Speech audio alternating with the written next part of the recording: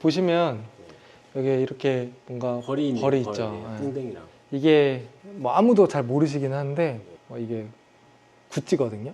구찌예요? 네, 이거 구찌입니다. 이거 벽지가 구찌 벽지인데 이게 나름 되게 비싸요. 그러네요. 근데 제가 굳이 이거를 지금 말씀드리는 이유가 제가 지금 개원한 지 한 5년 차 정도 됐는데 아무도 모르셔가지고 네, 저희 직원들도 몰라요. 그래서 말을 한 적이 없어요. 그래서 심지어 벌이 있는 것도 모르시더라고. 그러네. 그래가지고. 근데 되게 예뻐요. 예쁘긴. 예쁩니다. 네, 예쁘긴 예뻐서 뭐 하여튼 뭐 겸사겸사. 오늘은 이마 필러에 대해서 이마에 대해서 좀 이야기를 하려고 해요. 이마 주름에 대해서 오시는 분들이 되게 많거든요. 제가 그런 이마 주름에 대해서 오시는 분들한테 우선적으로 추천을 해드리는 게 뭐냐면 당연히 보톡스고 필러입니다. 보톡스 필러는 가장 유명하잖아요. 가장 사람들이 많이 알고 있는 거. 제가 여성분들한테는 이렇게 말씀을 드려요. 여성분들이 필러 시술을 했을 때 무조건 효과를 볼 수 있는 곳은 두 곳입니다. 그게 어디냐면 첫 번째가 이마고 두 번째가 입술이다. 그게 왜 그러냐면 여러 가지가 있는데 제가 일단 주름의 관점에서 한번 볼게요. 주름이 노화가 진행이 되면 당연히 그 주름이 생기잖아요. 근데 잔주름이 생기거나 굵은 주름이 생기면 잔주름이냐 굵은 주름이냐에 따라서 시술 방법이 달라집니다. 역시 마찬가지로 필러와 보톡스로도 치료가 가능해요. 그리고 여기에서는 제가 필러만을 좀 말씀을 드리면 기본적으로 개선하기가 쉬운 게 잔주름 같은 경우는 자글자글하게 있으니까 얘는 단순하게 피부 탄력이 떨어졌다라는 거는 아니고 피부 탄력이 떨어지는 거 플러스 볼륨이 감소해요. 여기에도 지방은 적지만 지방이 있거든요. 지방도 같이 빠집니다. 그러니까 볼륨을 줄어들었기 때문에 피부 탄력이 더 감소해요. 탄력도 떨어지는데 볼륨까지 떨어지면 더 피부가 주름이 많이 생기는 거죠. 자, 그래서 제가 항상 말씀을 드리는 게 뭐냐면 일단은 볼륨을 어느 정도로 채워야 된다. 볼륨을 어느 정도로 만들면 볼륨이 올라가는 과정에서 피부가 늘어납니다. 그러니까 잔주름이 펴져요. 그래서 일단 우선적으로 시술을 받자마자 잔주름은 개선이 되는 효과를 얻을 수가 있어요. 잔주름을 개선을 하는 다른 것들, 그러니까 스킨 보톡스나 아니면은 뭐 리쥬란이나 다른 좋은 시술들이 많이 있는데 걔네들 같은 경우는 시술을 받는다고 주름이 없어지지 않습니다. 그게 아니고 볼륨이 생기면 당연히 볼륨이 차오르자마자 바로 주름이 쫙 펴지겠죠. 이게 이제 기본적인 거니까. 그렇게 해서 잔주름을 일단 개선을 할 수가 있고, 두 번째로는 나는 만약에 굵은 주름이 있다라고 하면 얘는 볼륨을 채우는 필러로 볼륨을 채우면서 주름을 피는 게 아니라 주름을 하나하나 따야 돼요. 즉 제가 하고 싶은 말은 잔주름이든 굵은 주름이든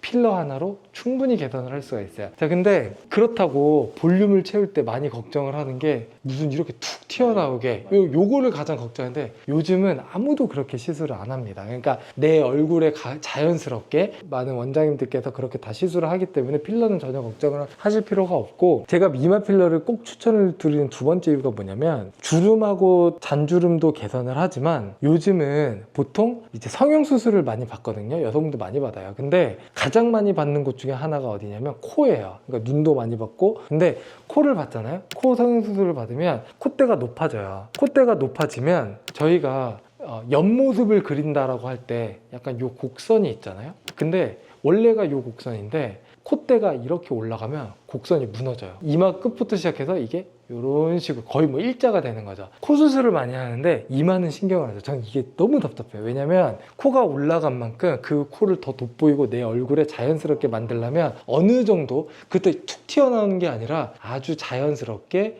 연결을 시켜 놓는 게 되게 중요합니다. 그것만으로도 인상이 많이 달라져요. 그리고 이마는 이렇게 딱 하면 물론 예쁘신 이마도 있지만 약간 기본적으로는 저도 여기 이렇게 살짝 꺼져 있거든요. 전 심하지는 않지만 꺼진 게 있을수록 이마가 편편해 보이고, 즉 그 얘기는 얼굴이 넓어 보여요. 근데 이마 필러를 잘 조절을 하게 되면 전체적으로 볼륨을 생기게 하는 게 아니라 곡선을 만들거든요. 그러니까 정면이나 이렇게 여러 가지 각도를 봤을 때 얼굴이 되게 작아 보이는 효과가 있습니다. 오히려 채웠음에도. 그래서 저는 개인적으로는 일단 첫 번째로 노화 측면에서 봤을 때도 주름이나 잔주름을 위해서 필러를 받는 거 아주 추천이에요. 두 번째로 그게 아니라 뭐 20, 30대 같은 경우는 얼굴의 형, 그러니까 얼굴을 말 그대로 예쁘게, 얼굴형을 예쁘게 바꾸는 목적으로도 이마 필러를 받는 건 아주 추천을 드립니다. 그럼 아까 말씀해 주신 대로 이마가 네.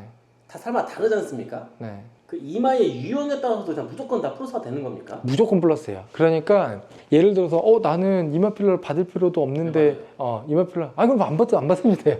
그러니까 당연히 그러니까 중요한 거는 뭐냐면 거울을 딱 봤을 때 내가 굳이 이마에 대해서 걱정이 없다면 안 받으셔도 돼요. 근데 이마에 대해서 내가 조금이라도 신경이 쓰인다. 근데 필러기 때문에 안 받는다는 저는 반대.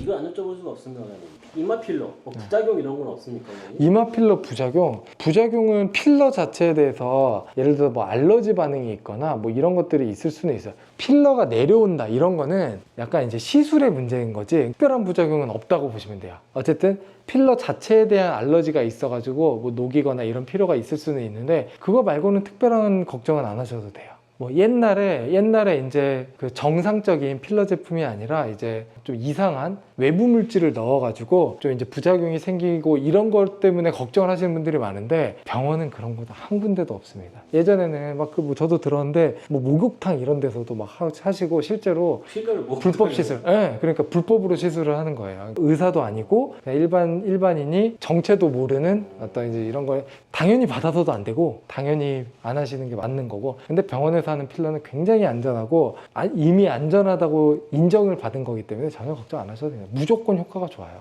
그럼 의사 선생님의 손이 엄청 많이 타겠네요. 그렇죠. 뭐 저는 이제 술기 쪽은 손을 많이 샀다고 말씀을 드려요. 그럼 특별히 또 필러를 잘 하시는 분들도 계시겠네요, 선생님들 중에서는. 또 이마 필러라는 게 약간 주름이 고민이신 분들도 필러를 통해서 개선이 가능하고 그렇죠. 또 약간 이마가 안 예뻐서 고민이신 분들도 그렇지. 필러 통해서 예뻐질 수가 있다. 맞아요. 그러니까 주름도 좋아지지 그러면서 모양도 예뻐지니까 그런 시술들이 몇 개 없거든요. 그래서 저는 개인적으로 필러는 뭐 아주 추천을 드립니다. 자, 오늘도 무해한 의학 정보 대단히 감사합니다, 원장님. 네, 고생하셨습니다. 들어가세요.